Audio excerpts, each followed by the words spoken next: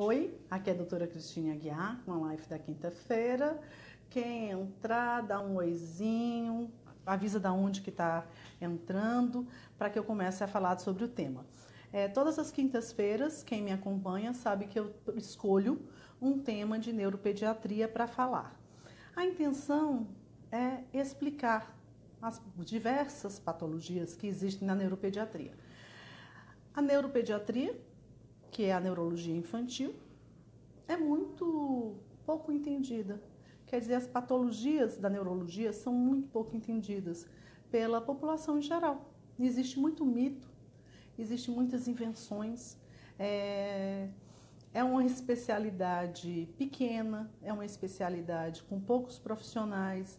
Não é corriqueiro as mães levarem o filho para o neuropediatra. Normalmente, eles vão para o pediatra, isso é a normalidade. Então, o neuropediatra, normalmente se leva neuropediatra quando você é indicado. O pediatra te indicou para o neuropediatra, a escola pediu uma avaliação com o neuropediatra.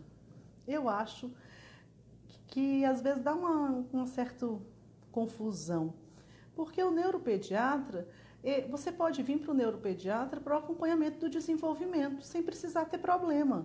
Na verdade, os pediatras normalmente me encaminham as crianças prematuras, as crianças que tiveram qualquer intercorrência ao nascer, porque elas são crianças de risco.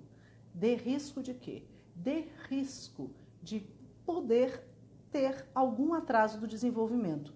Como o exame neurológico, no primeiro ano de vida, principalmente nos primeiros meses de vida, ele é muito específico do neuropediatra, o pediatra que é mais criterioso, ele manda o cliente recém-nascido, bem pequeno, antes que ele perceba alguma diferença, ele fala, ele precisa do segmento com o neuropediatra, porque ele foi um bebê prematuro, ou porque ele teve uma intercorrência, uma dificuldade respiratória, ou porque ele aspirou mecônio.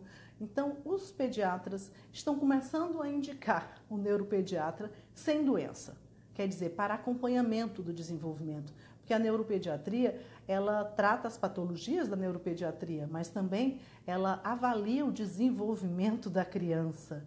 E de crianças normais, quer dizer, o desenvolvimento, o neuropediatra sabe qual é o desenvolvimento normal. Então, por isso, é o melhor profissional para você saber se o seu filho está dentro da normalidade, está adquirindo as funções dentro da normalidade ou não. No primeiro ano de vida, a gente avalia principalmente a parte motora, sustentar pescoço, rolar, engatinhar, sentar, andar, são as funções que nós avaliamos. Depois a gente avalia a parte de linguagem, né? Que é a parte se ele está adquirindo vocabulário, se ele está respondendo, interagindo. Nessa parte da linguagem existe avanços, existe uma linguagem pobrezinha, com poucas palavras, com palavras que querem dizer uma frase, porém é um processo. Então isso tem que se enriquecer. No decorrer do tempo, a criança deverá cada vez falar melhor. E depois que a gente passa essa fase que a gente já está avaliando a linguagem, a gente vai avaliar a cognição, que é a parte intelectual, a capacidade de memória, de raciocínio lógico, de concentração, de atenção. Então, a neuropediatria, ela avalia todo esse tempo do desenvolvimento, que vai até os 6, 7 anos. Então, a pessoa não precisa ter doença para ir ao neuropediatra. Ele vai para checar se ele está com desenvolvimento dentro da normalidade. Então, nem sempre as pessoas precisam ter patologia para serem encaminhadas ou avaliadas ou acompanhadas por um neuropediatra. Enfim, já vi que enrolei aqui um pouco para que as pessoas fossem entrando. Vi aqui que entraram a Juliana, tudo bom? Polly entrou, Camila, Cristiane, ótimo, que agora eu já posso começar, né? Então, assim, vocês sabem que eu gosto de falar do que acontece no meu dia a dia. Essa semana, coincidentemente, eu atendi 2 pacientes muito parecidos. Eram 2 pacientes que a mãe já chegou falando que ele era um deficiente auditivo. Porém, ele tinha sido encaminhado ao neuropediatra para avaliar se ele era autista. Dois pacientes com a mesma queixa. Então, precisamos de algumas considerações. Primeira coisa, quando a gente vai avaliar um paciente que está com atraso de comunicação, atraso de linguagem, muitas vezes nós pedimos exames da acuidade auditiva. Porque se a criança não escuta, ela pode ter deficiências realmente na aquisição da linguagem por causa da deficiência auditiva. Nessas duas crianças, existia o diagnóstico já de deficiência auditiva. Então, é claro e evidente que eles não poderiam estar adquirindo a linguagem na velocidade normal, a linguagem falada, verbal, porque eles tinham uma deficiência importante da acuidade auditiva. Então, a aquisição da palavra falada não seria um bom método, porque a própria patologia já faz essa deficiência. Então, para que eu veja se um paciente com deficiência auditiva é um autista ou não, eu não posso avaliar a palavra, porque a própria doença de base já me dá esta dificuldade de comunicação verbal. Então, eu tenho que avaliar o critério de interação, de comunicação, outras formas de comunicação, para saber se esse paciente tem dificuldade, além da dificuldade auditiva, se ele possui dificuldade de comunicação. Aqui em Fortaleza, existe uma escola muito conhecida, muito grande, escola pública de crianças surdas, que fica numa avenida bem movimentada. Então, muita gente conhece aqui no bairro que eu moro. Quando a gente para, tem um sinal e é comum a gente, no engarrafamento, ficar parado nesse sinal. Você fica vendo as crianças saindo e adolescentes saindo da escola e eles conversando animadamente, mas não é conversa verbal. Eles usam os movimentos, eles usam a libra, mas você vê que eles estão contando, conversando, fazendo gestos, eles estão em grupos, quer dizer, eles não falam, mas eles não têm dificuldade para se comunicar. Então, existe uma diferença, porque você pode não falar e não ter nenhuma dificuldade para se comunicar. Mas nesses meus 2 pacientes, eles foram encaminhados pela dúvida de serem autistas. Então, havia dúvida se eles tinham também dificuldade de se comunicar. Primeira coisa, você tem que ver a causa da surdez.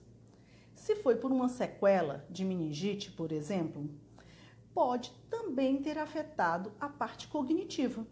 E aí, ele também tem uma deficiência cognitiva. Ele tem uma deficiência auditiva e uma deficiência cognitiva. Quer dizer, ele não escuta e também ele não entende o que você fala, porque ele tem deficiências na cognição, na incompreensão do que você está tentando se comunicar, mesmo que seja por gestos. E aí essa criança pode realmente começar a fazer atitudes dentro do espectro autista. E o outro paciente, ele não falava também, porque era deficiente auditivo, porém, ele se comunicou durante o consultório, ele se comunicou e a mãe, ele foi mexer na balança, a mãe falou com ele com gestos, ele pediu para sair, ele disse que queria ir no banheiro, eu entendi. Ele estava se comunicando com a mãe, então, ele não se comunicou de forma verbal, porém, ele fez comunicação fácil com a mãe e a mãe com ele. Então, houve a comunicação não verbal. Então, ele é um deficiente auditivo, mas aparentemente não possui dificuldade de se comunicar de forma não verbal. Porém, são casos bem específicos e que não é numa só avaliação que eu posso ter a certeza. Então, nesses casos, a gente precisa acompanhar para perceber, porque você vai avaliar movimentos, gestos, compreensão não verbal. Então, num paciente com dificuldade real, com indicação de implante coclear, Então, realmente, o paciente tem uma deficiência auditiva, o que dificulta a ele a comunicação. É diferente das nossas outras crianças que, ao pensarmos no transtorno do espectro autista, pedimos a avaliação da acuidade auditiva e essa criança tem uma acuidade auditiva normal e que você chama ele pelo nome, mas ele não se volta. Esse paciente agora, ele tem uma deficiência auditiva, então você pode morrer de chamar ele pelo nome, porque ele não está escutando. Então não é tão fácil assim.